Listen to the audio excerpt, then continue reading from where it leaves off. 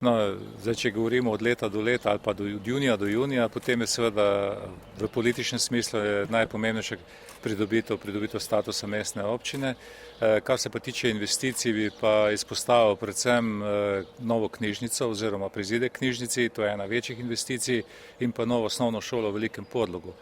Kar se tiče cest, bi izpostavil seveda obnovo CKŽ oziroma državne ceste Celje-Drnovo v odseku med mostom in pa pokopališčem.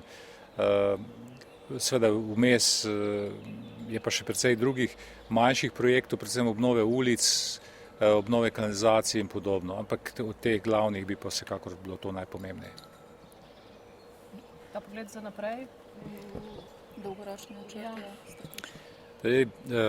Vsekakor mislim, da bo že od letošnjega leta naprej v ospredju jedrska elektrarna 2, in sicer najprej umeščanje v prostor, kasneje pa izzivi glede samega prostora in pripravljenosti občine, da ustreže oziroma da zagotovi vse potrebne prostore, ki so pomembni ali pa potrebni za to, da tukaj dobimo cirka 5 do 7 tisoč novih prebivalcev, da umestimo nove kapacitete vrtcev, šol, gospodarske javne infrastrukture, ne nazadnje tudi zadostno število parcel za to, da lahko ljudje gradijo individualne hiše. Skratka, jaz mislim, da se bo v naslednjih 10 do 15 letih v samem mestu Krško in okolici število prebivalcev povečalo za že omenjeno število 5 do 7 tisoč.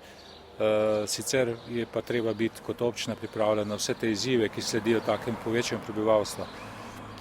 Veliko je tudi še različnih drugih projektov, ki smo si jih zamislili in zadali že v preteklosti, če omenim samo bazen v Krškem, ki je dolgoletna želja naših občanov, in pa seveda še cela vrsta manjših infrastrukturnih projektov, ki so pred nami. Kaj pa kakšen plan B ima občina, če ne bo ljudstvo, torej Slovenija, za nuklearko, za drugi blok? To se zna zgoditi, bo referendum. Kaj pa potem? Kupovali bomo sveče. Mislim, da sem vse povedal, kaj je v zvezi s tem. Glejte, mi druge opcije nimamo.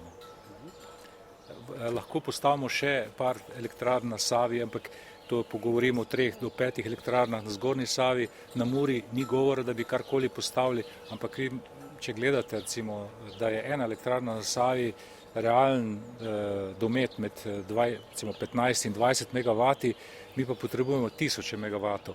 In mi z vodnimi elektrarnami, sončnimi elektrarnami, vetrnih tako ne smemo postavljati, ker se pač zaradi že znanih zadev.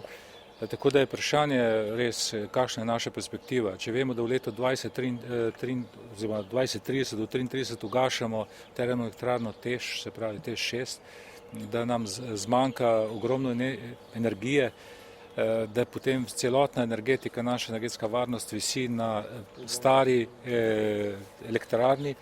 Uvoz, kdor pozna vsaj malo energetske razmere, veste, da se na meji zelo enostavno in hitro zaprejo pretoki električne energije od koderkoli in da praktično druge možnosti kot to, da si najdemo nek stalen vir, ki pa je pri nas realno samo jedrska elektrarna, ga ne vidim. In je tukaj odvisno od tistih, ki bodo postavili vprašanje. Če bodo postavili vprašanje, ali želite jedrsko ali ne, in jo pospremimo še z mnogimi, ki imajo v tem interes, se pravi, ki so negativno nastrojeni pri tem, potem referendum definitivno ne bo uspel. Če pa vprašamo, ali želimo imeti elektriko ali ne, potem bojo pa ljudje rekli da, se pravi, odvisno od vprašanja in bo izid referenduma definitivno odvisno od tega.